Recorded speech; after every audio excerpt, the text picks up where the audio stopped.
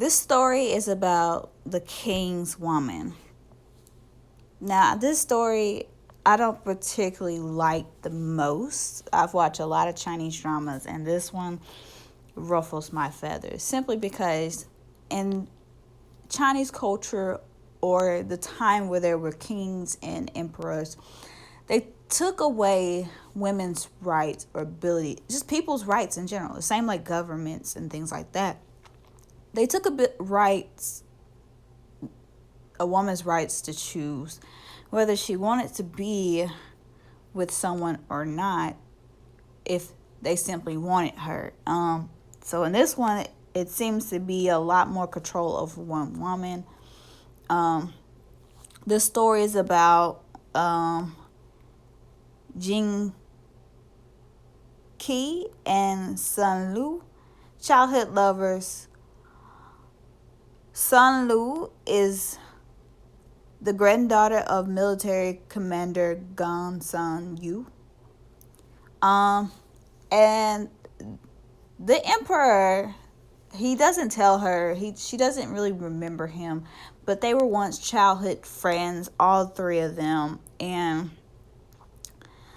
it just so happened that this childhood friend is now the emperor, and he has a love and a crush on her, and he desires this woman, but he is the enemy of her and her grandfather.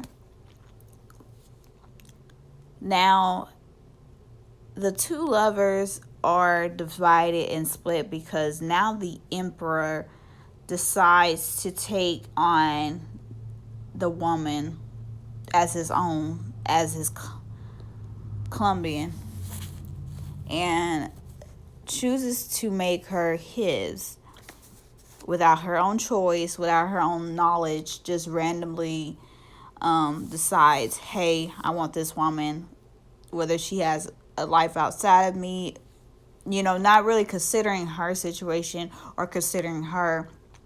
I believe somebody who really cares for you will take the time to actually get to know you, see what your situation is. But, back then, I believe that anybody who was in power, whether it be a king or governments or anything, feel they have a lot of right to control people, control people's way of living, way of thinking, way of eating, way of whatever they decide. And this is what happened. He took her right to choose what she wanted. She was already in love with someone, which she had to enter the palace by the command of the emperor, who is Queen the emperor, who demands that she comes in, and she is now in the hands of the enemy.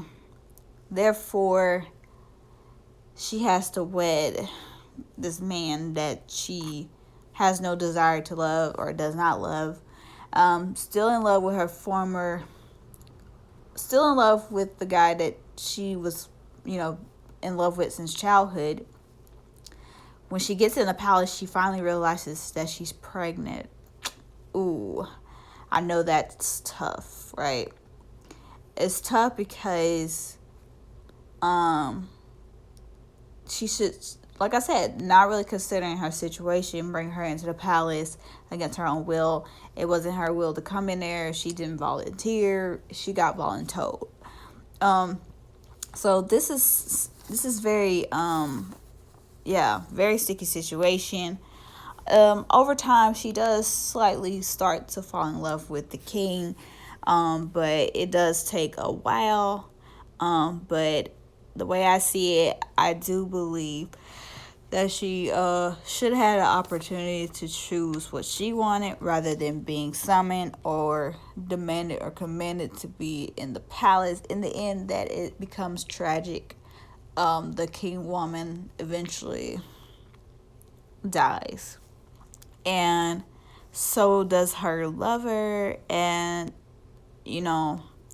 her child gets to escape because the child is not the child of the king. So she definitely got the child out of the palace before everything went down the crap.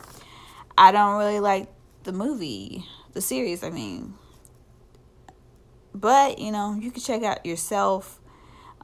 If you like to see people, lives being controlled by someone else, then definitely watch it.